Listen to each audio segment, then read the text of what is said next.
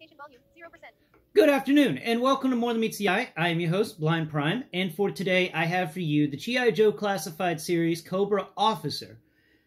Now, I forgot what wave of G.I. Joe this is, but the Cobra Officer has proven to be a really amazing toy. I have a few gripes about it, but overall, I give it a hugely positive rating.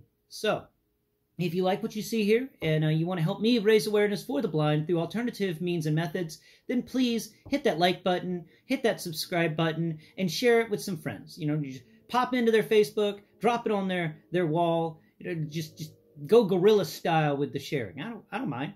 I don't mind. Before we get into it too deeply, a HasLab update for the HasLab His Tank. The HasLab His Tank has achieved over 12,000 backers, meaning that we've unlocked two things. The first unlock was some extra guns, missile pods and stuff that go on the sides. Haven't really had them described to me very well, but they're apparently called Diablo something or others. And Tier 2 unlock was a retro-style canopy and armor skirts for the treads. I have no idea what that means, but I guess that means that if I wanted to mix up the his tank from the HasLab, then I can take off the canopy and the armor skirts that come with it and put on these armor skirts and canopy to make a new HasLab His Tank. Or, if you get two His Tanks, then you can have two different designs of His Tank. That's pretty cool. I thought there was a cat there just a second ago. Huh. Oh, crap, there was. Anyway, yeah, that's the His Tank update. I'm looking forward to it. I am backer number 10,854. So, let's get into this G.I. Joe classified Cobra Officer. Cobra Officer is definitely a unique one. So, we'll talk his the actual figure itself, and then we're going to get into his accessories, which I've laid them all out here on the little table from Cute Express, the table that I discussed in my diorama table and chairs video a few months ago, or maybe it was last month. It was during the dry spell of G.I. Joe Classified, that's for sure. So, let's talk about this guy. So we're going to start with the head. The head's got some great movement. It can look down pretty far. Like, wow, you can actually look down and look at your feet. He can also look up pretty far too, so he can, spot Joes up in the ceiling, rafters, like Ninja Joes up in the rafters or something. But also, I wondered if this neck being able to stretch as far back as it can may be kind of a hint to some sort of jetpack we could be getting for these guys. Because, when you're flying with a jetpack, you want to be able to look kind of forward while you're on your belly so you can fly. Like, whoosh. So, that's kind of neat. I like it as a Easter egg to possible rocket packs in the future. This is also one of my gripes. I only have a few gripes to this figure, and one of them is that my head is the head for this guy is very loose. It's loosey-goosey. It's got a little bit of a QC problem or something, but no, my head's super loosey-goosey. Though it does get some good movement. Some people haven't been able to get as much movement out of this head as I can. Some have been worried about breaking the ball joint, but mine's just really, really loose. I don't know what to say. Further on into the articulation, and then we'll move into the texture, and then from there to accessories. So articulation is the same that you would experience in most G.I. Joes. He doesn't have butterflies, though. No butterflies. He does have a great ab crunch. You can crunch his ab down pretty far. He can also go back like that, and that's pretty cool. You can actually, get up underneath these armor bits and see what's going on there. That's kind of neat. And he's got some side-to-side motion, but not much. He's not as articulated as the ninja-style figures are, but, as a grunt-style figure, like the infantry, he's very well articulated. The arms have got the typical movements for everything that you would expect. The thighs, the upper arm swivel, the movement around from there. Yep, it's all the same joints, double jointed elbows, nice rotation with the arm. The hands are a bit weird because one of them is the vertical up or down and the other one is the side to side, but I can never figure out which one is which. And that is a lacking part on my end. I think the right one is the up and downy and the left one is the side to sidey. I'm not really getting much up and down movement or side to side movement with these hands. I think my hands are faulty. Oh, no, I yanked the hand out. Put it back in. Okay. But yeah, that's the arms and the hands. Hip-wise, they do have those nice drop-down hinges for the hips that allow for some better movements and articulation. You know, good posability. You can get a nice kicks and stuff with them. And his legs have all the joints that you would expect from a G.I. Joe Classified series, especially a soldier grunt style like this one is. Thigh swivel, double jointed knees, swivel at the boot, where the boot ends and the leg begins, and then this is where we're going to get into a second gripe of mine on this figure. Like, there's the side-to-side swivel from the foot, like you can spin the foot all the way around and make it look broken as all crap, but that's it. We don't get the up and down movement that we would in, say, this Cobra Trooper right here. This Cobra Trooper's foot can move up and it can move back. It can like it can work a pedal on a car. You know, you got that movement, the pedal control movement going on here in this ankle, that up and down movement for the foot. That is, let's see, set here the guy. Okay, that is lacking with this guy. You know, even B.A.T here. Let's get the B.A.T. B.A.T, come here. Even the B.A.T has this motion that I'm talking about. He doesn't have as much of it, but his ratchet is harder. But he does have it. And it's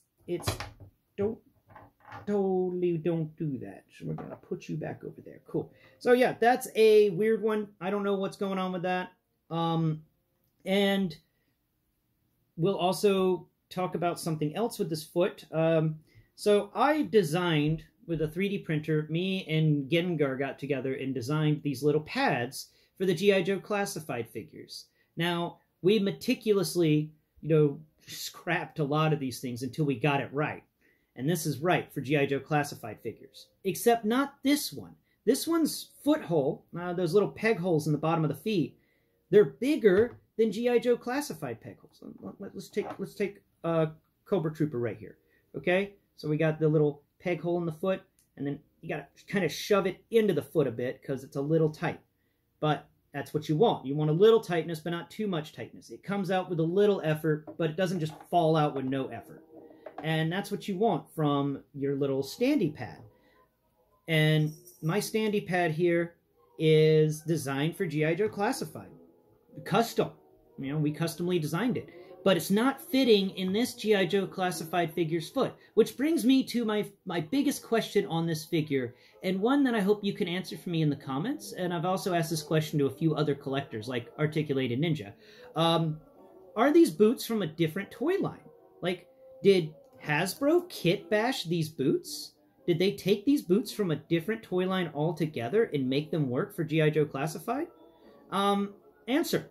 If you have let me know what you think about it, because I think this is weird. And also, I think it's weird that the boots aren't really textured as well as they should be. For instance, this boot has texture on one side of these two little straps, but on this side, it only has kind of two little straps texture. But on this other boot, we got perfect two straps texture and then two straps texture on both sides. This one just missing its strap texture on one end. Definitely a weird figure. Now let's get into more of the molding and the sculpt work of this. So once again, we're gonna start with the boots, and this is another instance of the boots. I'm not sure if they belong to G.I. Joe Classified at all. They've got a smooth under sculpt. Like there's no molding of boot tread. There's no tread. Like look, B.A.T here. B.A.T's got tread. B.A.T's got boot tread. He's got some boot tread there. And Infantry's got plenty of boot tread. Infantry's got boot tread. And B.A.T and Infantry's boots also feel like they're made out of a different plastic than this. This is just different. These aren't G.I. Joe Classified shoes. I don't know whose boots this officer stole, but he stole somebody's boots. He straight up stole somebody's boots. What in the world? Let's get into more of the molding. So we're moving away from the boots. I mean, the boots do have a nice molding, but they're just so questionable. What's going on with these boots? We're we've got some nice pant molding here of like bunched up pants because, you know, he tucked them into the boots. And that's really well done. I like the wrinkles there. And he's got a nice knee pad. You can feel that they're armored metal knee pads. You come up here, you got his holster for his knife on his left side. It's a really good holster. It feels like it's made out of leather or something. Really love it. And I love the straps on either side and the fact that they do mold in the buckles. I always love the tiny little details that they put into these figures. They're pretty amazing. And then you come over here to his buttocks, and we've got 2 pockets there, and one of them's a bit bulgier than the other one, so I'm assuming he's got his wallet in his pocket. You know, can't go to war without your ID. He's got some nice texture there. It feels like neoprene or maybe armor suit texture. It's a bit stretchy, but also can breathe, which is what you want. Let me get over here to his utility belt, which encircles his body, and it's got a holster for his pistol, a holster for an extra ammunition canister, and a holster for the laser pointer that goes on his gun. And all these holsters are done very well. And they're not done out of like leather texture. This is a texture of synthetic. Like this is a heavy grade material that's made to, you know, last and not cut or be destroyed by random things. So that's pretty cool. I like that. They included that bit in the texture. The knife holster is leather, but the more hardcore military implement holsters are made out of composite materials. And then we come up here to his midsection, and on the front we've got this nice armor. He's got an overlay harness that, you know, he can put things on, and then he's got a bulletproof vest on. But other than that, you know, and that bulletproof vest does inhibit his ability to move forward. But it's not as inhibiting as the vest, as the armor set up for the infantry. So he can actually go backwards pretty far. You can get that nice click in there for his backward look. So, you know, you can even put his head up all the way and have him go backwards. And he's like, what? What's that up there? You know? Or, you know, you can move him forward. And better yet, you know, if you had a figure like punching the crap out of this guy, you can click him back and then spin his head off to the side like he just got sucker punched. Okay, we're going to twist the head back. The texturing in here is really neat, and on the breastbone, it feels like there's actually molded in a Cobra insignia, and that's cool. I like that there's a little Cobra insignia molded into the breastbone of the this bulletproof vest. Man, I forgot the word there for a second. Oh, and the texturing on this armor is just amazing, and I love it. I also love the smell of it. I don't know. These guys always smell amazing. It's just a weird smell that I can't really precisely pinpoint, but it's not bad. It's actually kind of pleasant. Let's see, the more molding on the straps. He's got different little buckles and things holding the straps on. Little cushion up here on his shoulders so that the straps don't wear away at his shoulders too much. Now we're going to get over to the arms. And the arms have some great texture here at the top.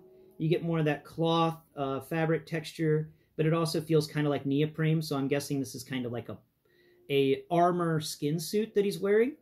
And then you come down here to the gloves. The gloves are very smooth. They got very smooth textures. It feels like he's wearing some like composite gloves that he just put on, armored gloves. It even comes into a tapered bit on the end. Like, you know, just a bad guy glove with a tapered bit. And the hands have really great texture to them. They're smooth, as if he's wearing, you know, composite armor gloves. I like it. And now we're going to come over to the left side, and he's got this little pip, this rank insignia on his left forearm, or not forearm, upper arm. And it's connected, you know, by a strap around his bicep and tricep, and it stretches all the way up to cover his deltoid. And it's like a reverse shoulder pauldron, where a shoulder pauldron would come down from the shoulder and cover the upper arm. This thing comes up from the upper arm and covers a little bit of the shoulder. And that's kind of a neat rearranging. Though, I am a sucker for pauldrons, so I would have liked it as a pauldron. I think that would have been cool, too.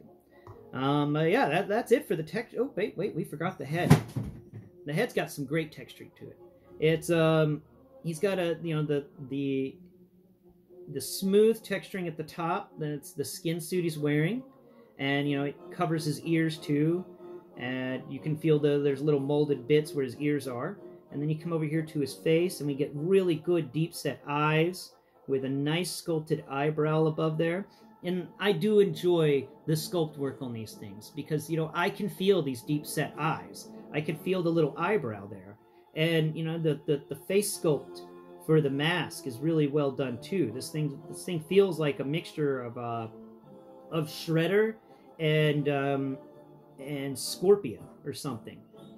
It's really nice. It just doesn't have any of those little slits cut in it for breathe holes. So I guess he has his own oxygen supply.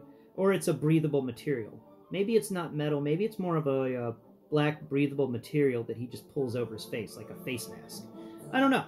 But that's the molding for him. It's top quality. I'm enjoying every part of this guy. Hi, Cream.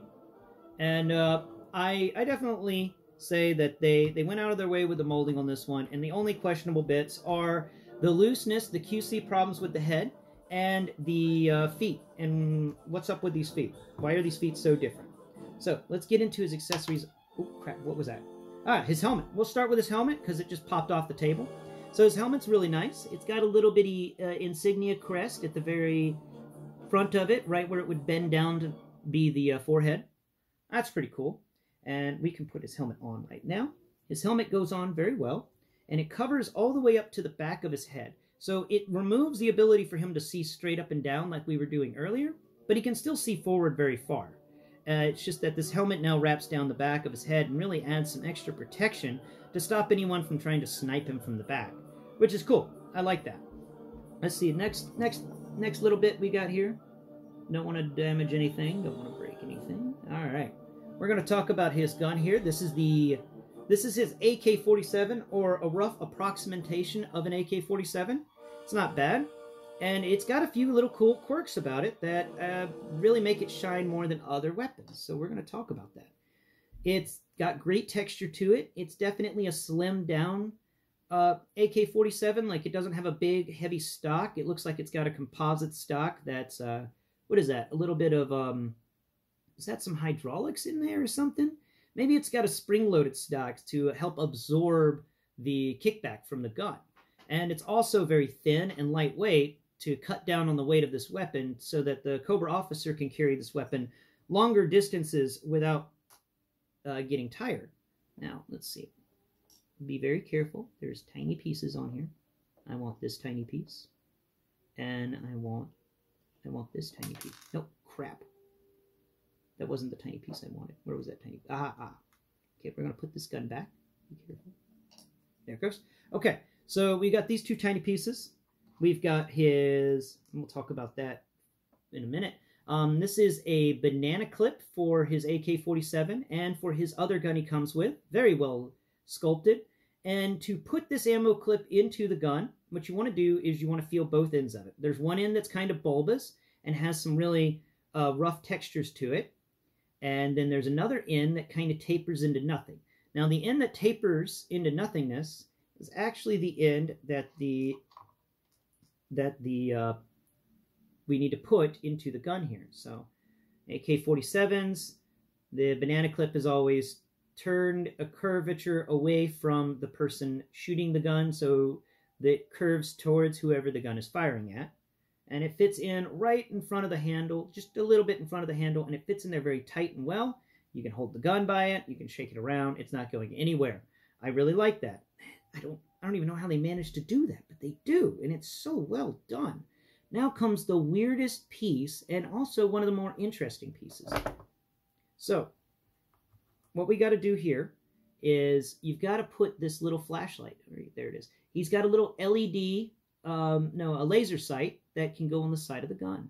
And what you want to do is you want to feel right above where the banana clip fits in, and there's a little bitty slit cut into the gun. Tiny. I mean, talking about little thicker than your fingernail. And then this little bit is going to fit into it. There's a little notch on the side of this tiny, tiny, tiny piece. I mean, we're talking about a piece that's so much smaller than my fingernail. Okay, there it goes. It's in. And once it's in there pretty good. except when it's not. And it can fall out if you're not careful, but I mean, as long as you're not carrying the gun by it, it actually stays in pretty well because it's just that light. It clips in there and it just stays. And if it will, there it goes. No, that's the problem with small things is they're just so tiny. Okay, man, what did I screw up? I screwed something up. Oh, no, I did not. Okay, there it goes. Are you in there? Are you in there? Huh? Are you gonna work for me, or are you gonna screw around on camera? You're just gonna screw around on camera, aren't you? Yep. Okay, there it is. It's in. It's a little laser sight that fits on the side of the gun, and I think it's kind of cool that you can put the ammunition and the laser sight on the gun, but I don't like keeping the laser sight on the gun because I don't want to lose the gun. And we're going to take the ammo out of the gun, and we're going to put these two pieces away so we don't lose them. So we're going to turn the Cobra Trooper around to the back. Now, the little sight, the little laser sight thing, is going to fit into this rounded pocket on his back. So what you want to do is you want to find the pointy bit of the laser sight, and you're going to put it point down. So he protects the actual sight itself. There we go. Point down, and then it fits in there, and it kind of clicks in. And once it's in there, it's in there. And then we take our little banana clip here, and we're going to remember, you don't want the fat end, you want the end that's tapered. Now the end that's tapered, right between this part on his back utility belt where the laser goes and the part where his pistol goes, there's a very thin rectangular pocket. And this banana clip is going to go in there. And it may be a little hard to get it in there because of the way everything's shaped back here. But you can get it in there, and once it's in there, boy howdy is it in there. It's good. That's another bonus with this. I love the fact that when you put these accessories in their correct spots, they stay. They don't go away. Next up on the accessory list is Mr. Gun here. So, not this gun, the other gun. Where's the other gun? That's the other ammo pack. That's the knife.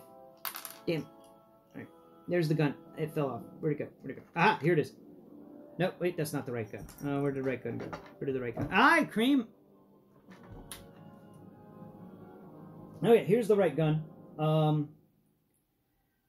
We've got it. It's a regular pistol, but it's also a bit bigger pistol. It's got a rounded barrel, and it feels more like a Colt or a Magnum than it does the 9mm style pistols that came with the infantry. And if we get our BAT, where'd BAT go? Oh, Cream, did you knock over BAT, or did I knock over BAT? All right, so BAT has a pistol in his holster. Where is it at? Okay, here's BAT's pistol. We're going to grab BAT's pistol out, because BAT's pistol is kind of the Big Daddy pistol. And BAT's pistol and this pistol feel like they're about the same caliber of round, except the BAT's pistol is definitely more of a hardcore sci-fi pistol than this simple long-barreled gun that that the officer comes with. We can put that pistol back in here. We're done with it. Okay, there you go, BAT. Yeah, you like your guns.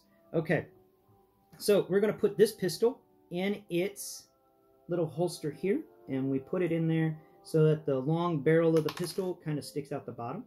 And there, once again, that little custom-made piece falls out because the holes for this guy's feet are not G.I. Joe classified feet holes. I don't know what they are, but they're not that.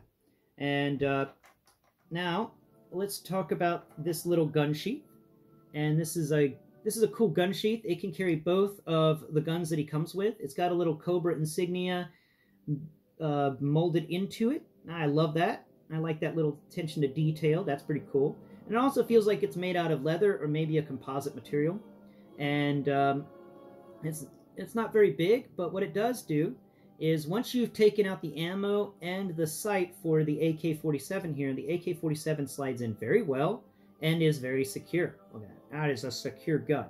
Then you can take this gun carrier, and this is, I like this, you know, I really wish they had done the same thing with Flint. Like, if they had given us the little gun carrier that his shotgun goes in, but allowed us to actually remove it from Flint's body and, you know, put it on other characters, that would have been cool. And it can just click into his back, and then he's got an AK-47 sitting above his head. And that's pretty nice. I like that. Now we come to the final weapon and the final accessories. So we're going to talk about the dagger, because this is definitely not a knife. let's get your hand out here and see if this is a knife.